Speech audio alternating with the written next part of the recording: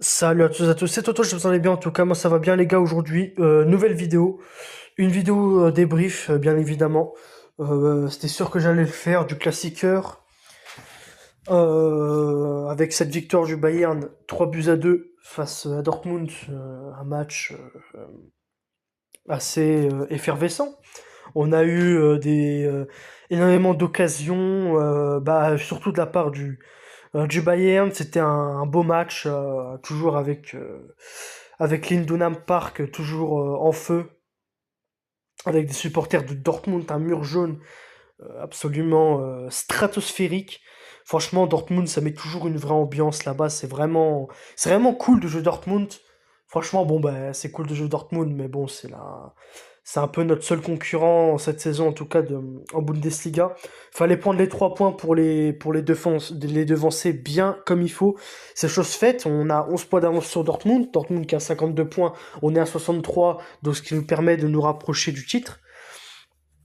Il y a bien sûr des choses à dire sur ce match, avec voilà les buteurs Stoltenberg et Svensson pour Dortmund.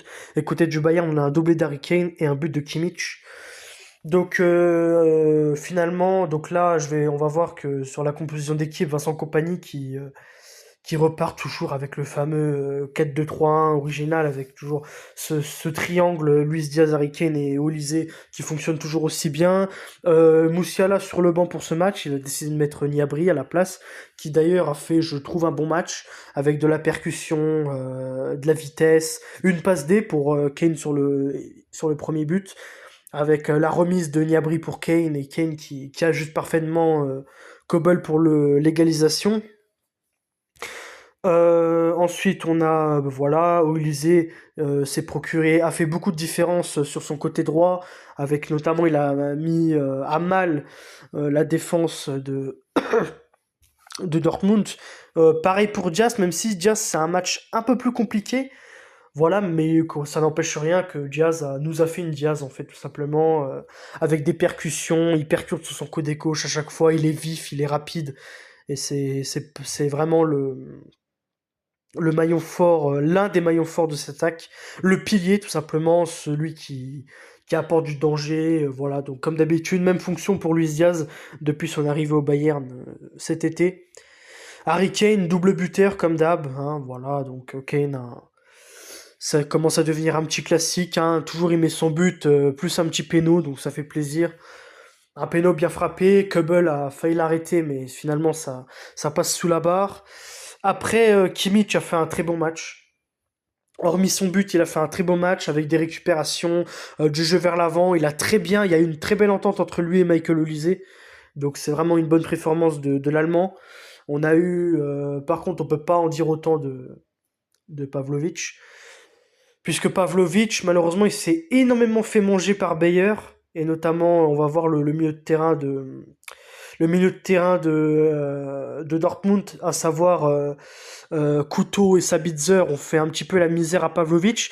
C'est clair que le milieu de terrain de Dortmund, tout simplement, a pesé un petit peu, notamment sur Pavlovic et Kongrad-Leimer. Jonathan Tah aussi, ça a été un petit peu plus compliqué. Donc Pavlovic, Leimer et Jonathan Tah ont beaucoup eu de mal à maîtriser cette équipe, ce milieu de terrain de Dortmund, avec Sabitzer, Couto et Beyer aussi. Donc voilà, mais finalement, même si Pavlovic c'est plus compliqué aujourd'hui, bon, faut pas non plus lui tomber dessus, hein. Il peut pas non plus performer à chaque fois. À chaque fois, la doublette Pavlovic et Kimmich, elle fonctionnait bien, mais j'ai l'impression que Kimmich a dû faire un petit peu le boulot tout seul au milieu de terrain, puisque Pavlovic, ça a été un match plus compliqué pour lui. Josip Stanisic, je l'ai trouvé bon, c'est lui qui ramène le penalty. Alors même si le penalty est généreusement accordé, il tombe, il se fait attraper le pied, je sais plus par qui, mais il perd ses appuis et il tombe. Alors ça me paraît assez léger, mais finalement ça a été suffisant pour siffler le penalty. Après, il n'y a pas de polémique, hein, voilà, c'est un classiqueur, c'est toujours chaud le classiqueur, mais on voit que Josip Stanisic a quand même été bien accroché par le défenseur de Dortmund. Il se fait retenir, il a le petit croche-pied qui lui fait perdre ses appuis. Le penalty n'est pas scandaleux, mais il est généreusement donné, on va dire. Mais voilà, Stanisic, voilà, pareil, bonne entente avec Olise, Stanisic, il a beaucoup apporté offensivement. Voilà, il attendait des centres, des passes. Non, Stanisic, défensivement, ça a été bon et offensivement, il s'est bien donné. C'est lui qui a l'origine du penalty. Donc, bon match de Stanisic. Upamecano, pareil, même s'il se fait un petit peu manger en deuxième mi-temps, notamment par Adeyemi.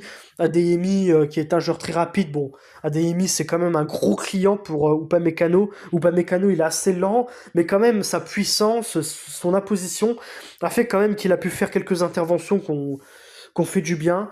Et voilà, donc Upamecano, même si ça a été compliqué pour lui en fin de deuxième mi-temps, il a quand même été solide. Après, je suis plus partagé pour Jonathan Tah parce que j'ai l'impression que Jonathan Tah a beaucoup gêné Upamecano et Stanisic sur les... Bah, je sais pas, j'ai l'impression que Tah était mal placé. C'est-à-dire qu'il y avait peut-être trop de défenseurs qui s'en mêlaient, par exemple Upamecano et Tah qui s'en mêlaient un petit peu les pinceaux. Surtout Jonathan Tah qui n'était pas très bien placé, j'ai trouvé. Donc voilà, c'est un match plus compliqué pour Tah par contre. Upamecano encore, il a été assez bon. Par contre, Jonathan Tah, c'est un match plus compliqué pour lui. Et Congrats-Leimer, bon, on va voir ses stats. Mais voilà, Congrats-Leimer, c'est rien.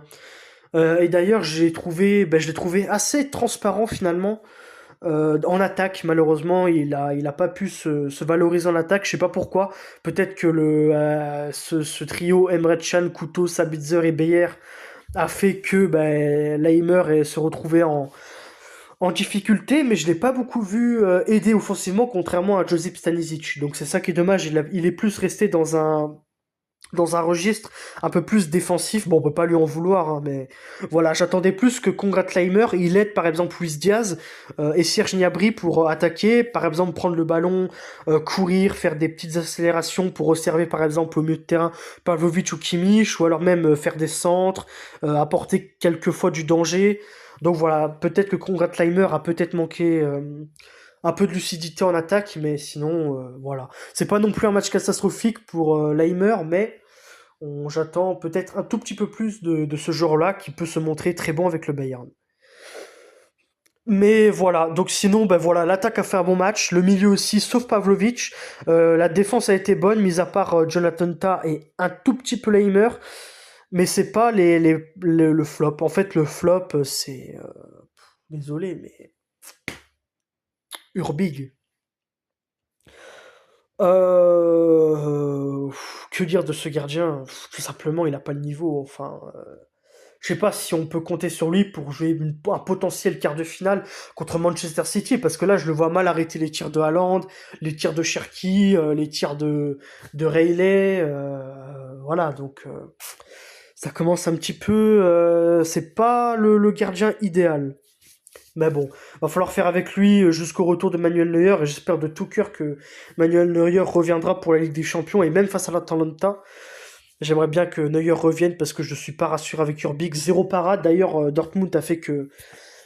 D'ailleurs, Dortmund a fait que deux tirs cadrés. Si on. Voilà, le Dortmund a fait deux tirs cadrés, neuf tirs pour deux cadrés et deux buts. Donc finalement, Dortmund a été. Euh, je sais pas si Dortmund a été clinique ou Urbik qui a pué la merde. Je pense que c'est assez des deux. Parce que Urbik, c'est pas la première fois qu'on se plaint de lui. C'est pas le remplaçant idéal pour remplacer Neuer à ce poste de gardien.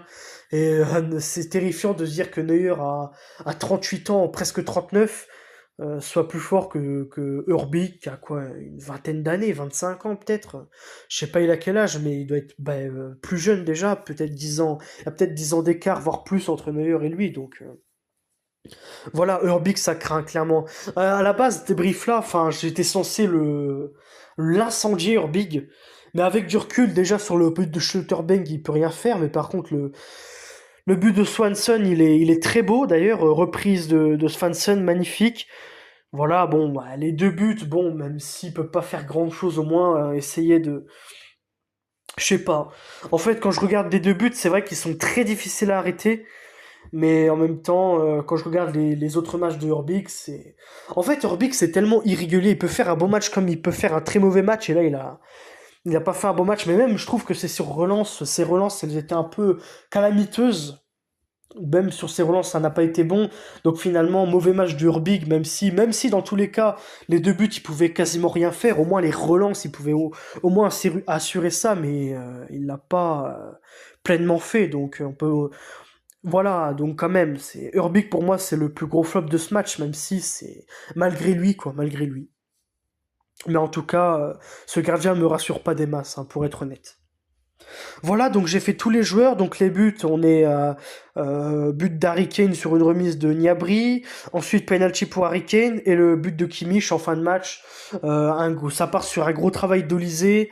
Voilà, comme d'habitude. Et Kimmich met une reprise magnifique du pied gauche en pleine lucarne. Kubel est complètement battu. Kubel ne pouvait rien faire. Super travail d'Olysée au départ. Olysée qui a fait un très beau match, hein. Bon, voilà. On a l'habitude, de toute façon, avec Colisée, c'est un excellent joueur, mais bon. Voilà, là, il a fait un bon match. Et il a l'origine du but de Kimmich avec un centre à ras de terre dévié. Ça revient sur Kimmich. Kimmich met une magnifique reprise du pied gauche pour donner la victoire au Bayern 3-2. Et pour Dortmund, un but sur coup franc de Schlottenberg avec une magnifique tête au point de penalty à rebond. Urbig est battu. Et le deuxième but magnifique de Svensson avec une reprise magnifique, pas quasiment en lucarne. Voilà, Urbig a été battu, donc voilà.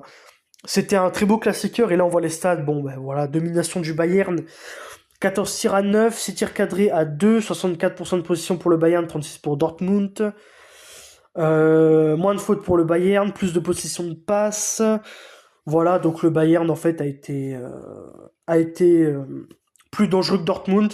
Le Bayern s'est procuré plus d'occasions et voilà, le Bayern a bien joué et finalement c'est quasiment que du positif à en tirer de ce match, de ce classiqueur face à Dortmund. À Dortmund, c'est jamais facile de battre Dortmund à Dortmund, évidemment.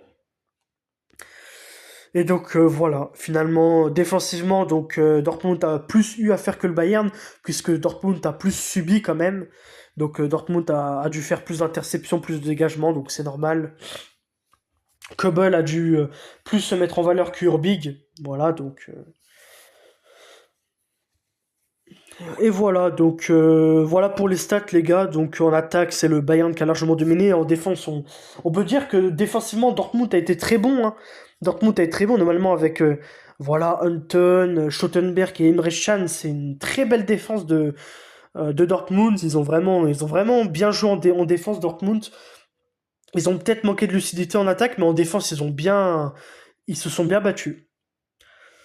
Et voilà les gars, donc ça va être tranquillement la fin de ce débrief. Prochain débrief, ce sera certainement, je sais pas.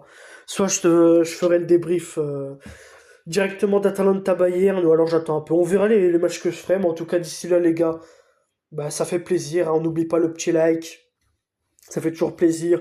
On s'abonne, on partage, et sur le gars, on se retrouve très prochainement pour une nouvelle vidéo. Et peace.